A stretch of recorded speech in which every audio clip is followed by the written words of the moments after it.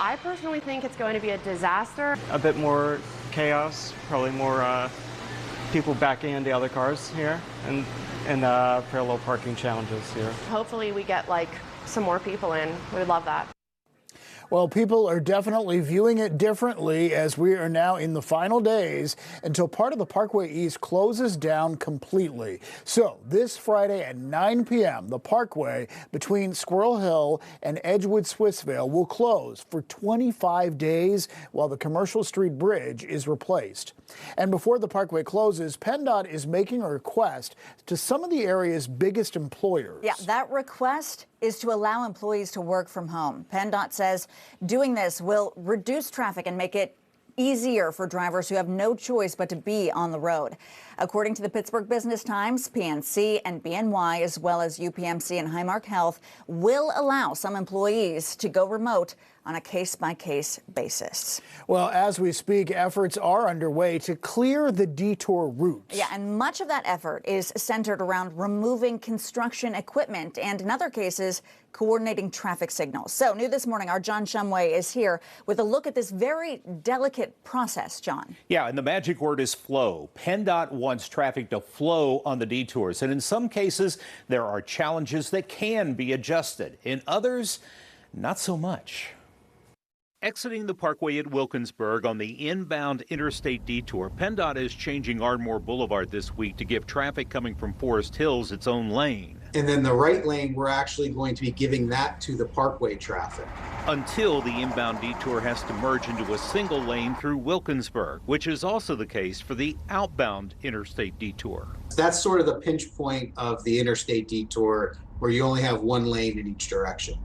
All along the interstate detour, there are a lot of traffic lights from Wilkinsburg through Point Breeze through Oakland, both inbound and outbound. We have upgraded those signals to time them all properly to work together.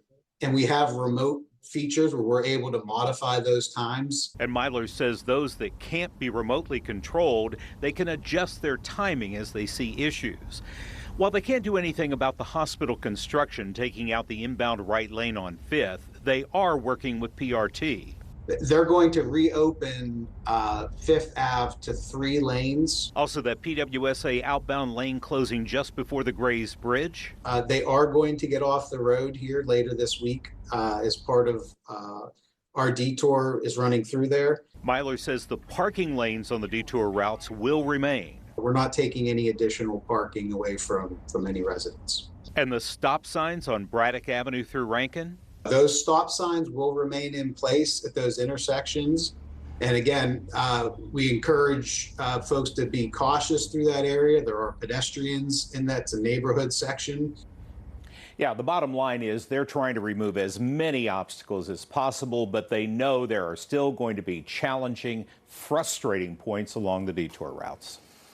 Yeah, there will be a lot of growing pains. But what about changes on Route 28? Well, Myler says there's really not much they can do or need to do to the road itself, but they are going to have additional assets ready to remove any vehicles that might get broken down, or if there is an accident, get them out of there quickly. And they're going to be keeping a very close eye on this area. This is where the Pennsylvania Turnpike comes up at Freeport Road. They're going to make sure we've got a good movement from there over to 28. And if they need to change traffic lights in that area, they will. But that is going to be a major alternative for folks to use Route 28. For sure. Yeah, you use the Parkway East normally, yeah, because when John, you first mentioned that, you use Route 28, I was like, what? And then it makes sense for people coming from one area. That's the way to get back into the city. Without a doubt, but it isn't good news for people who use Route 28 every day. Exactly. Yeah. All right. Yeah. I know you will keep us updated throughout the whole thing.